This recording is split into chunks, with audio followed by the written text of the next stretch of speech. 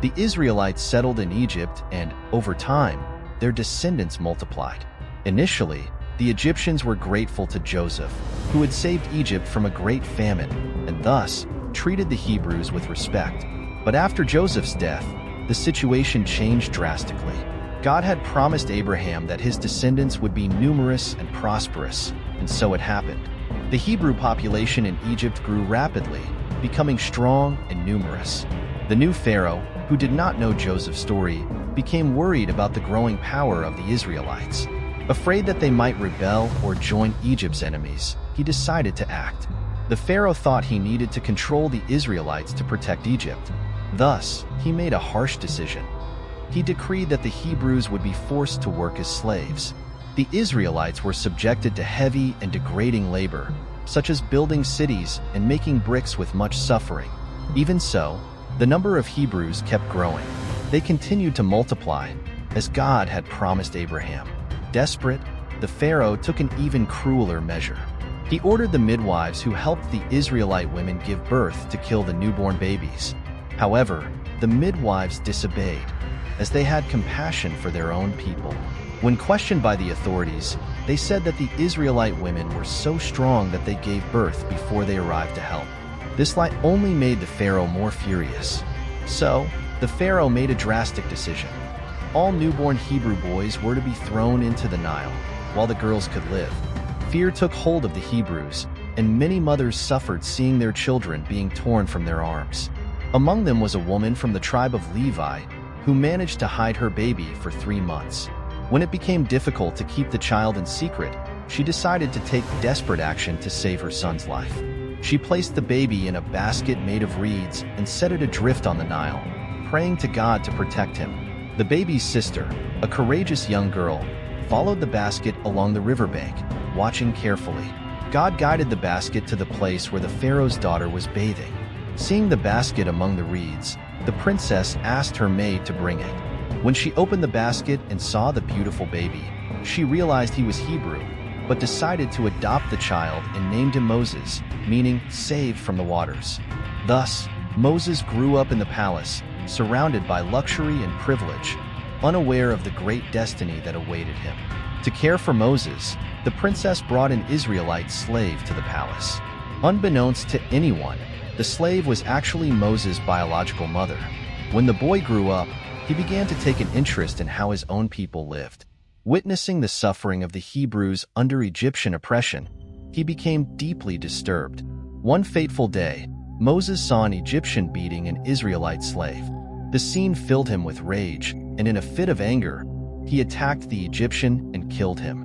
News of the crime spread quickly, and the Pharaoh ordered Moses' arrest. Fearing for his life, Moses fled Egypt and took refuge in Midian, where he became a shepherd. While tending the flock, Moses encountered a group of young shepherdesses trying to water their flock but being driven away by other shepherds. Moses helped the young women, and in gratitude, they took him to meet their father, Jethro.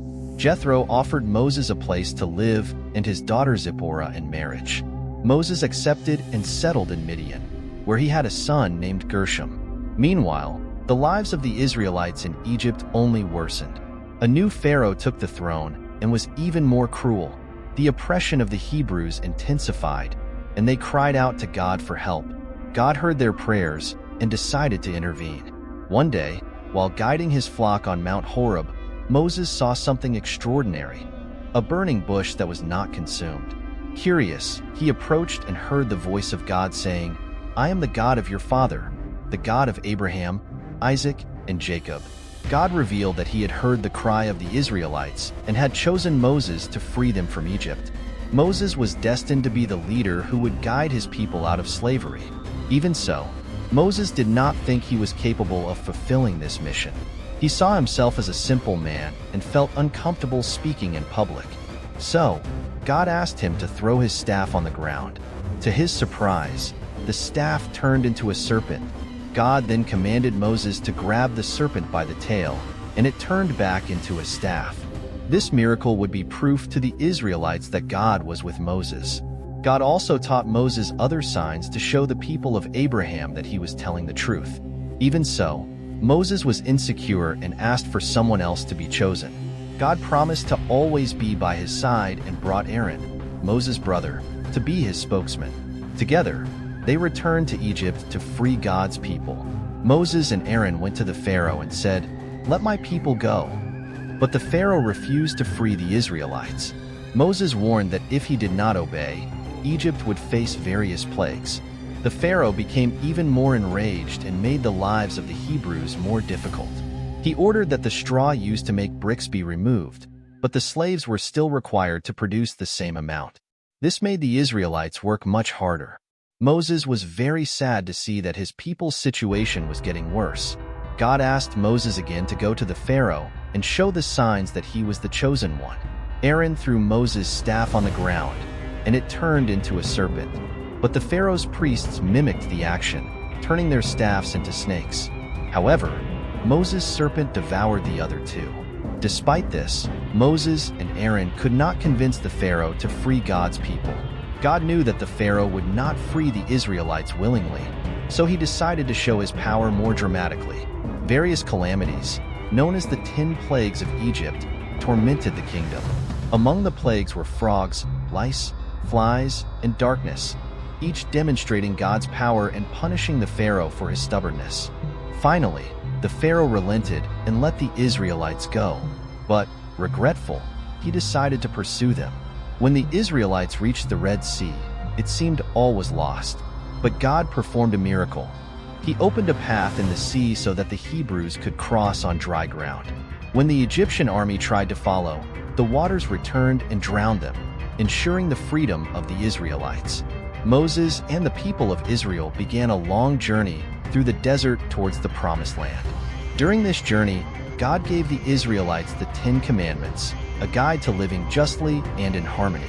This story is a powerful example of how faith and perseverance can overcome the greatest adversities. Moses, a simple man chosen by God, showed that even in the face of the greatest challenges, hope and determination can change the course of history. If you like this video, don't forget to subscribe to the channel, like the video, and activate the notification bell to receive updates on new content. See you next time.